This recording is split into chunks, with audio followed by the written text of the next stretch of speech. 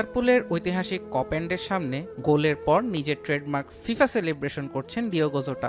এমন একটা ছবি চাইলেই নিজের মনে গেঁথে রাখতে পারেন আপনি। আগামী মৌসুমেও যাকে নিয়ে স্বপ্ন দেখছিল অলরেডরা, সেই স্বপ্নটা শেষ হয়ে গেল বৃহস্পতিবার। স্পেনের জামোরায় এক মর্মান্তিক সড়ক দুর্ঘটনায় মাত্র ২৮ বছর বয়সেই না ফেরার দেশে লিভারপুলের এই পর্তুগিজ স্ট্রাইকার।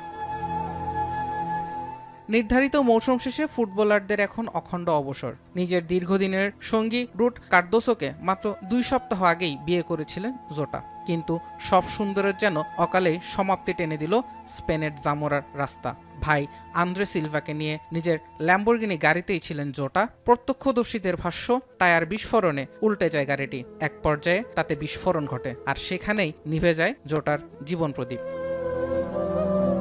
তার মৃত্যুর পর শোকবার্তা জানিয়েছে পর্তুগালের ফুটবল সংস্থা